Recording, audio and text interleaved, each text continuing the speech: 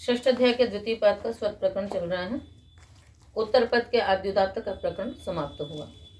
आज सूत्र पढ़ेंगे प्रकृत्या भगालम। मध्य में कुछ सूत्र आ गए हैं प्रकृति स्वर के। प्रकृत्या तृतीया का एक वचन, भगालम प्रथमा का एक वचन। तत्पुरुषे की निवृत्ति है, किस सूत्र से है? शालायाम नपुंसकलिंग से।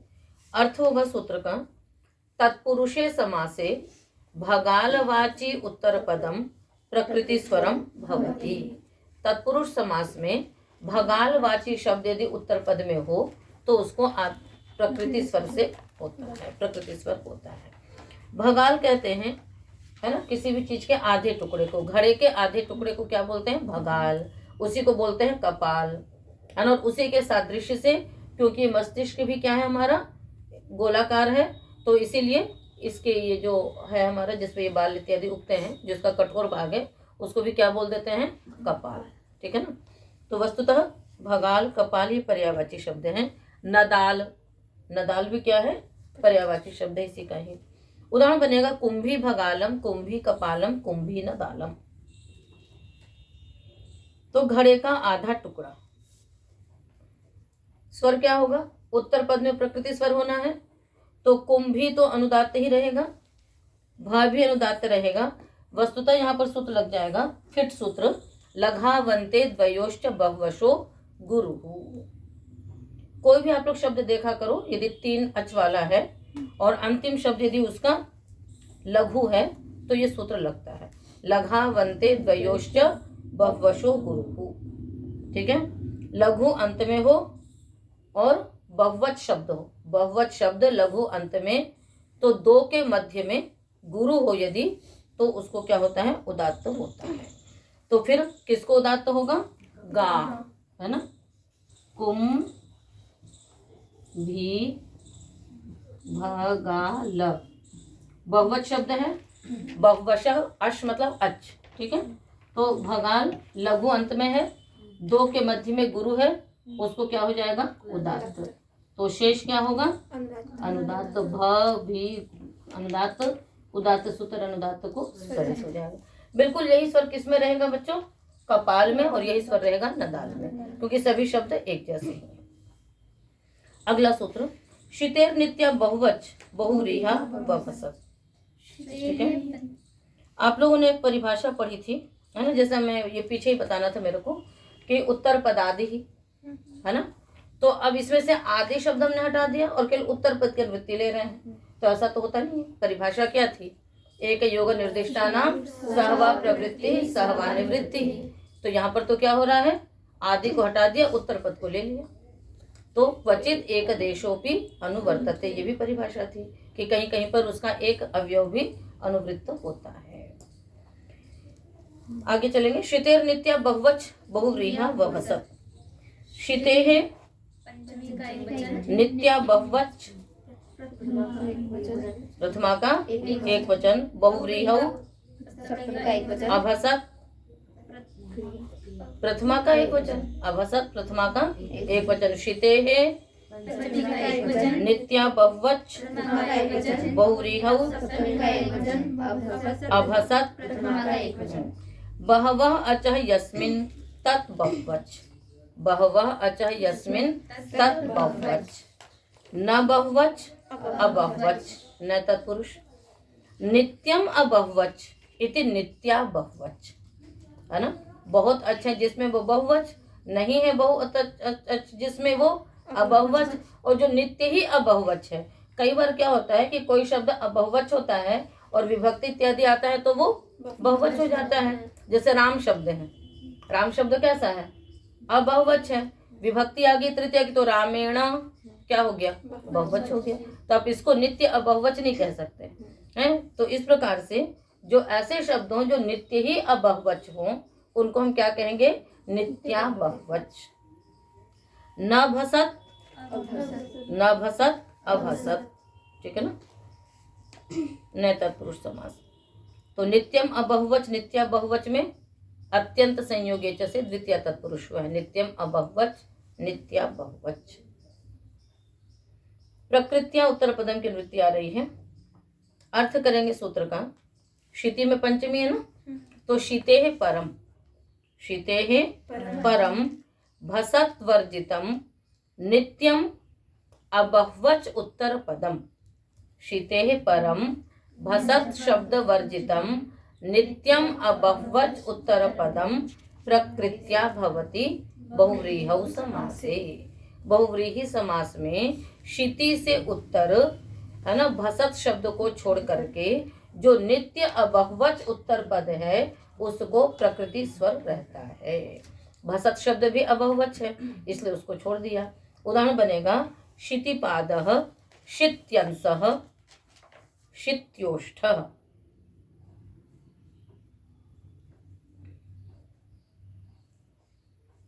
शितिपादे यस्य, शिति मतलब धब्बा दाग, शितिपादे यस्य स शितिपादः, है ना, शिति है पैर में जिसके। तो शिति से परे पाद शब्द अबह्वच है, पाद शब्द कैसा है, अबह्वच है। तो शितिपादः स्वर क्या लगेगा इसमें, पाद शब्द जो है उसमें पाद शब्द वृषादि नाम च से आद्युदात्त है, पाद शब्द वृषादि नाम च से आद्युदात्त है। अंश शब्द जो है वो अमेह सन से सन प्रत्ययांत है। ओष्ठ शब्द जो है वो उशी कुशी गार्तिभ्य स्थन से थन प्रत्ययांत है। इस प्रकार से सभी शब्द क्या होंगे, उत्तर पद वाले आद्युदात्त होंगे। तो शितिपादः का स्वर क्या हो जाएगा, शीति अनुदात्त पा उदात्त द स्वरित। ठीक है, शी पा द। ठीक है, तो ये विषादी नाम से आद्युदात्त है इसलिए उदात्त हो गया, शीति अनुदात्त द स्वरित।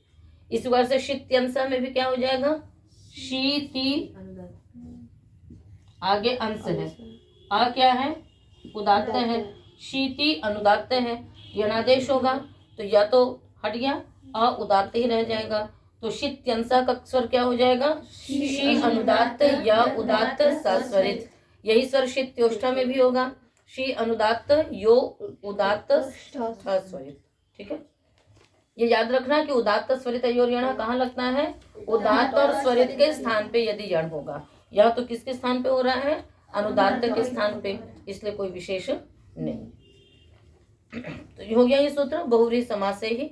तो बहुव्रीहि प्रकृत्या पूर्व पदम से पूर्व पद को प्रकृति स्वर था, इसने क्या किया, उत्तर पद को प्रकृति स्वर कर दिया।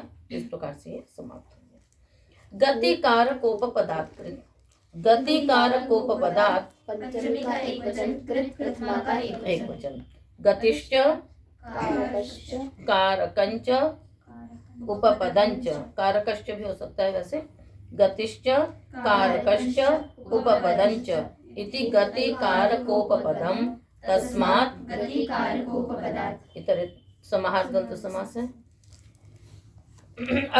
प्रकृतियां की वृत्ति है, उत्तर पदम की वृत्ति है। अर्थ होगा सूत्र का, गतेः कारकात् उपपदाच्च कृदंतम उपपदाच्च परम कृदंतम उत्तर पदम प्रकृति स्वरम भवति। सीधा सीधा कर सकते हैं, गति कारकोपपदात् परम कृदंतम उत्तर पदम प्रकृति स्वरम भवति। गति कारक तथा उपपद से परे कृदंत उत्तर पद को प्रकृति स्वर होता है। तो गति से उत्तर कृदंत होना चाहिए। तो प्रकारकः प्रहारकः प्रकरणम प्रहरणम, प्रादियों की गति संज्ञा है ना। तो प्रकारकः प्रहारकः प्रकरणम प्रहरणम। कारक से है इध्म प्रव्रश्चनः पलाशशातनः श्मश्रुकल्पनः। इध्म प्रव्रश्चनः पलाशशातनः श्मश्रुकल्पनः। उपपद का है ईषत्करः दुष्करः सुकरः। तो इध्म प्रव्रश्चनः में इध्मं प्रवृष्ट्यते येन, इध्मं प्रवृष्ट्यते येन। इस प्रकार से जो इध्म है वो क्या है, कारक है। कारक से उत्तर प्रव्रश्चनः, ये क्या है, कृदंत है। प्रव्रश्चनः कृदंत है।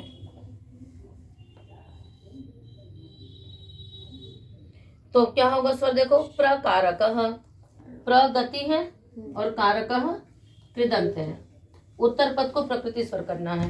प्रकृति स्वर करने के लिए आपको शब्द की सिद्धि मालूम होनी चाहिए कि उसमें क्या धातु और क्या प्रत्यय है। तो प्र आगे कारकः, कारकः में बताइए क्या प्रत्यय हुआ है? बोल है तो क्या स्वर लगेगा? लिति। प्रत्ययात पूर्वम उदात्तम भवति। तो अक तो प्रत्यय में आ गया, प्रत्यय से पूर्व क्या है? का, ये उदात्त हो गया। प्र अनुदात्त, ये अनुदात्त, रस्वरित का को एक सुषुप्ति। प्रकार का स्वर हो गया। इसी प्रकार प्रहारक में भी हो जाएगा। प्रहरणम में देखिए प्रहरणम, इसमें भी क्या प्रत्यय हुआ है? ल्युट। तो ये भी क्या लगेगा? लिति। तो अन हट गया, क्या बच गया? ह। तो ह उदात्त रस्वरित। प्रहरणम प्रकरणम। ठीक है। कारक से उत्तर देखिए, इधम प्रवृष्टनः। इधम कारक है, आगे शब्द है आपका प्रवृष्टनः। इधम प्रवृष्टनः। ठीक है। इधम कारक है, तो अब इससे परे प्रवृष्टनः कृदंत उत्तर पद है। इसमें भी प्रवृष्टन में गति कारकों को पदार्थ लग जाएगा। तो गति से परे कृदंत उत्तर पद को प्रकृति स्वर होगा। तो क्या स्वर आ जाएगा यहाँ पर? अन तो ल्युट प्रत्ययांत हो गया, और उसके बाद व को उदात्त हो जाएगा, ये सारे अनुदात हो जाएंगे। च क्या हो जाएगा? स्वरित हो जाएगा। इधम प्रवृष्टन। समझ में आया? प्रवृष्टन में भी क्या? पहले मतलब इधम प्रवृष्टन में गति कारकों को पदार्थ लगेगा, फिर प्रवृष्टन में भी पुनः गति कारकों को पदार्थ लगेगा, क्योंकि प्रगति है और वष्टन कृदंत है। आई बात समझ में? तो इस प्रकार से पुनः यहाँ गति कारकों को पदार्थ लग जाएगा, तो अब इसमें वही लिति सूत्र लगेगा। इसी प्रकार से पलाश शातन,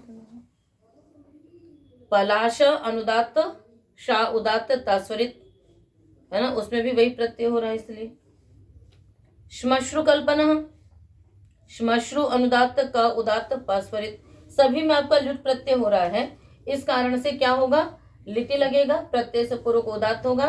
प्रत्यय हो गया अन, उससे पूर्व है धातु, उसको उदात्त हो जाएगा। समझ में आ गया? तो गति कारक उपपदार्थ कृत। अब जो इधम प्रवृष्टन था, इसमें समास किससे होगा? और शातना की सिद्धि आप पढ़ चुके हो, है ना। शदेरगत, शद्र धातु से अनिच करेंगे, शाति बनाएंगे, उससे फिर प्रत्यय करेंगे। ठीक है ना। तो क्या हो जाएगा? शदेरगत उता से त हो जाता है, तो शातना बन जाता है। और इधम प्रवृष्टन में यहाँ पर क्या होता है? इधमम प्रवृष्यते येन स इधम प्रवृष्टन। यहाँ पर इधमानाम प्रवृष्टन इति इधम प्रवृष्टन। कृत योगाच षष्ठी समस्यते, इससे समास होता है। उभे वनस्पत्यादिषु युगपत्। उभे प्रथमा सप्तमी किसने बोला? उभे प्रथमा का द्विवचन, वनस्पत्यादिषु युगपत्। प्रथमा का बहुवचन कैसे होगा? द्विवचन ही रहेगा ना। उभे शब्द द्विवचनांत है ना, उभे शब्द द्विवचनांत है। तो उभे नपुंसक लिंग में होगा उभे, स्त्रीलिंग में होगा उभे, और भूलिंग में उभौ। यहाँ पर नपुंसक लिंग में उत्तर पदम है क्योंकि, इसलिए उभे प्रथमा का द्विवचन, वनस्पत्यादिषु सप्तमी का बहुवचन, युगपत् अव्ययपदम। युग प्रथमा का एक वचन भी चल सकता है। वनस्पति आदि येषां ते वनस्पत्यादयः तेषु वनस्पत्यादिषु समासेषु, वनस्पत्यादिषु समासेषु उभे अर्थात पूर्वोत्तर पदे, उभे अर्थात पूर्वोत्तर पदे युगपत् प्रकृति स्वरे भवतः। ठीक है ना। इसलिए युभे लगाया, इसीलिए युगपत् भी लगाया कि वनस्पत्यादिषु समासेषु उभे अर्थात पूर्वोत्तर पदे युगपत् प्रकृति स्वरे भवतः। वनस्पत्यादिश समासों में क्या होता है? पूर्व पद और उत्तर पद दोनों को ही एक साथ प्रकृति स्वर होगा। ठीक है। उदाहरण है वनस्पति ही, बृहस्पति ही।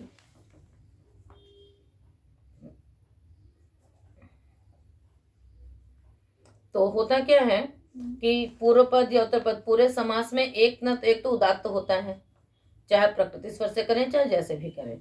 अब यहाँ पर यदि आप उत्तर पद को प्रकृति स्वर करते तो पूर्व पद में उदात्त नहीं होता, पूर्व पद को प्रकृति स्वर करते तो उत्तर पद में नहीं रहता। अब यहाँ पर दोनों को कह दिया तो वन शब्द भी देखेंगे और पति शब्द भी देखेंगे। अब दोनों में हम प्रकृति स्वर लगाएंगे तो अब देखिए वन शब्द कैसे बनता है और पति शब्द कैसे बनता है। तो यहाँ पर होता है एक साथ उदात्तत्व हो जावे, इसीलिए किया।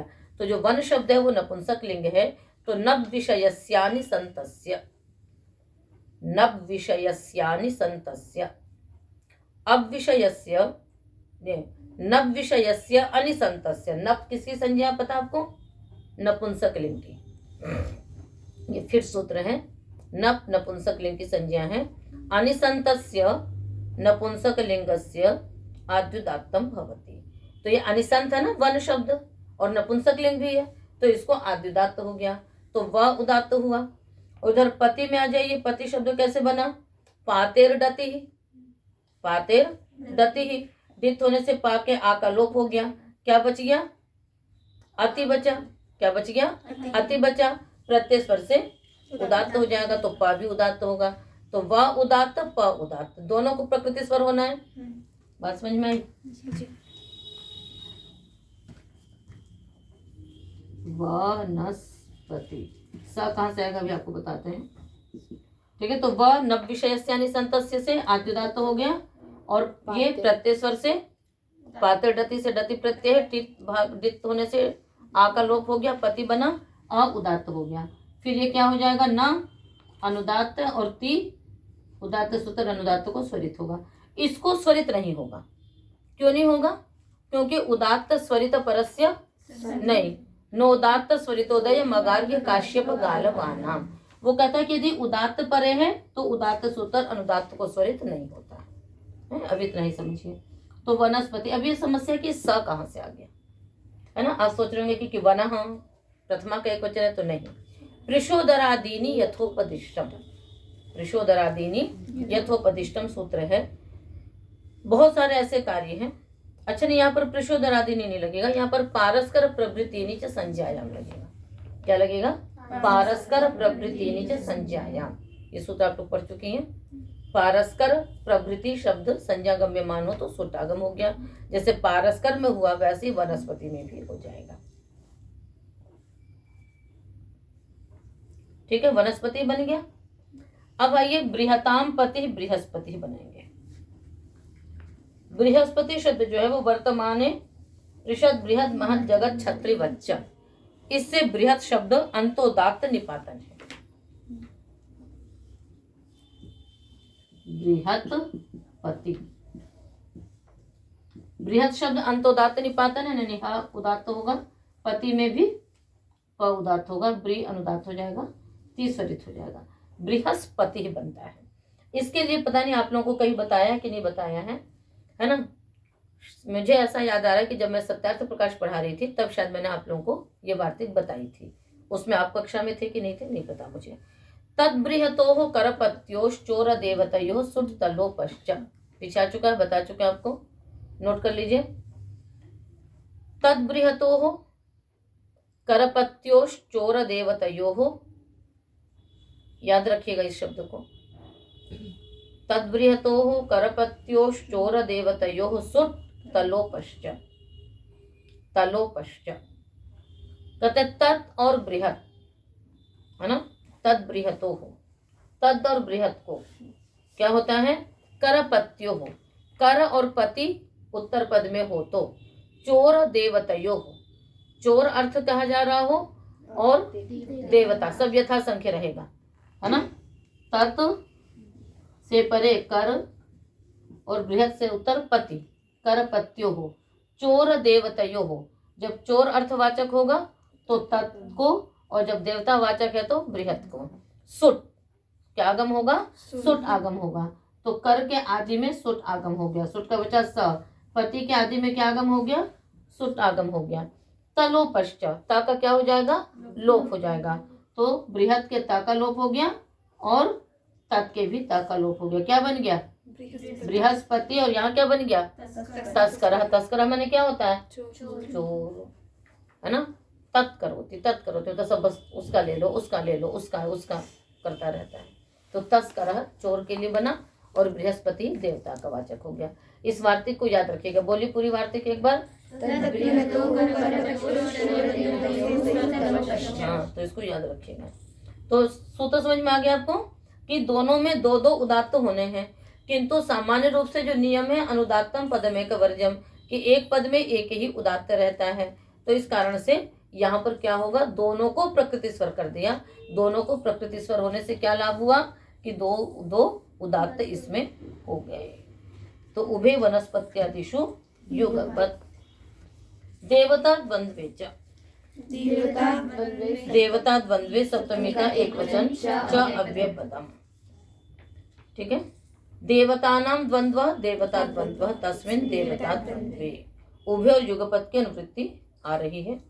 अर्थ होगा सूत्र का, देवता वाचिनाम यो द्वंद्व, देवता वाचिनाम यो द्वंद्व तत्र युगपद उभे पूर्वोत्तर पदे प्रकृति स्वरे भवतः। देवता वाचिनाम यो द्वंद्व तत्र युगपत् उभे पूर्वोत्तर पदे युगपद प्रकृति स्वरे भवतः। देवतावाची शब्दों का जब द्वंद्व समास कर लेंगे उसमें भी दोनों को एक साथ प्रकृति स्वर होगा। ठीक है ना।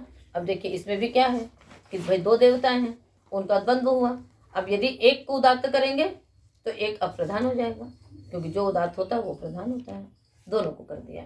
इंद्रा सोमौ, इंद्रश्च सोमश्चैति इंद्रा सोमौ, इंद्रा वरुणौ, इंद्रा बृहस्पति। तो षष्ठ अध्याय के तृतीय पाद का सूत्र है ना, देवता द्वंद्वे च, पहले भी आ चुका है। उससे क्या होता है, आनंग आदेश होता है देवता द्वंद्व समास में। तो इंद्रश्च सोमश्चैति इंद्रा सोमौ, तो आनंग ऋतु द्वंद्व से आनंग हो गया। अब देखिए जो इंद्र शब्द है वो क्या है, ऋज्रेंद्राग्र वज्र इत्यादि बड़ा सा सूत्र, उससे रन प्रत्यय होता है तो आद्युदात्त रहेगा। सोम शब्द भी क्या है, मन प्रत्ययांत है उणादि से। सोम शब्द क्या है, उणादि से मन प्रत्ययांत है, तो वो भी आद्युदात्त रहेगा। तो दोनों आद्युदात्त हो गए। तो ई उदात्त द्रा अनुदात्त, सो उदात्त मऊ स्वरित, ये स्वर होगा। नोदात्त स्वरित उदय लग जाएगा यहाँ पर भी। इंद्रावरुणों में भी इंद्र में तो वही स्वर रहेगा, और वरुण शब्द बनता आपका उनन प्रत्ययांत है, क्रीवृदारिभ्य उनन, तो ये भी आद्युदात्त हो जाएगा। तो वह उदात्त रू स्वरित णौ एक श्रुति या फिर अनुदात्त। इंद्रा बृहस्पति, बृहस्पति का स्वर अभी आपने देख लिया है ना। तो इंद्रा का ई उदात्त रहेगा, द्रा अनुदात्त रहेगा, फिर बृह अनुदात्त रहेगा, प उदात्त तीस्वरित रहेगा। तो इंद्रा बृहस्पति। तो इन सभी में आपने देवतावाचियों का द्वंद्व समास किया, देवता द्वंद्व से आनंद आदेश किया, और इस सूत्र से पूर्व उत्तर पद दोनों को ही आपने क्या कर दिया, प्रकृति स्वर किया। प्रकृति स्वर होने से दो दो उदात्त यहाँ पर हो सकते थे, हुए। तो देवता द्वंद्व। अगला सूत्र एक और है, नोत्तर पदे नुदात्ता दाव पृथ्वी रुद्र पूषा मंथिषु न अव्ययपदम।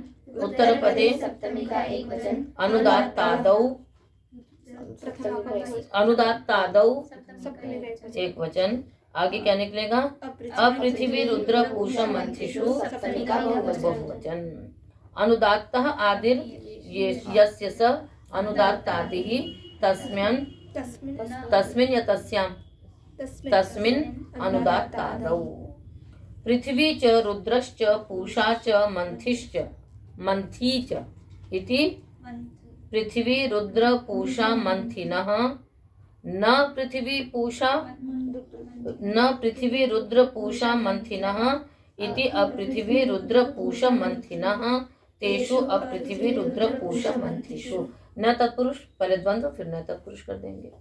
अर्थ करिए सूत्र का, अनुदात्तादौ उत्तर पदे, अनुदात्तादौ उत्तर पदे पृथ्वी रुद्र पूषा मंथि वर्जिते, पृथ्वी रुद्र पूषा मंथि वर्जिते देवता द्वंद्वे युगपत् उभे प्रकृति स्वरे न भवतः।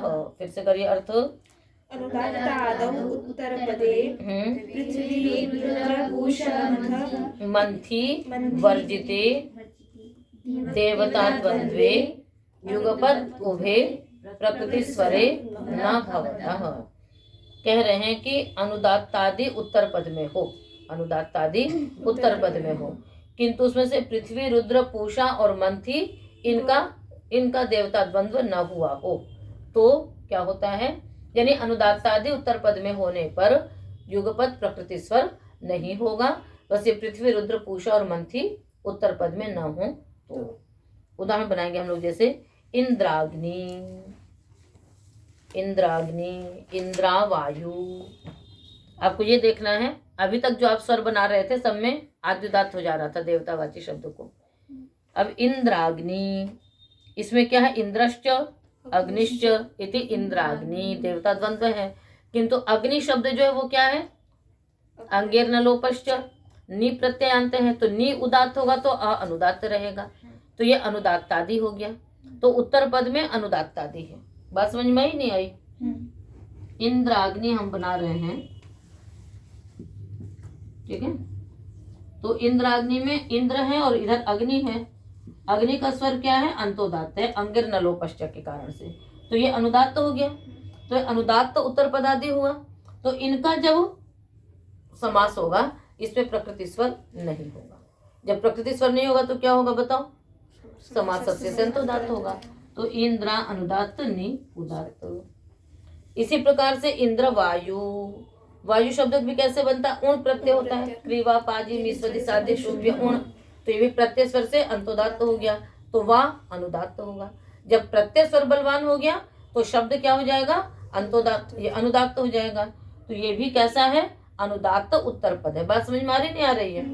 यदि उत्तर पद का शब्द क्या हो, अनुदात्त है आदि में, तो वहां प्रकृति स्वर नहीं लगेगा, वहां प्रकृति स्वर नहीं लगेगा। किंतु पृथ्वी रुद्र पूषा और मंथी यदि उत्तर पद में होंगे तब तो उनको उत्तर पद में भी प्रकृति स्वर होगा। बात समझ में आ गई। तो जब प्रकृति स्वर नहीं होगा तो क्या सूत्र लगेगा, समासस्य, उससे अंतोदात्त हो जाएगा।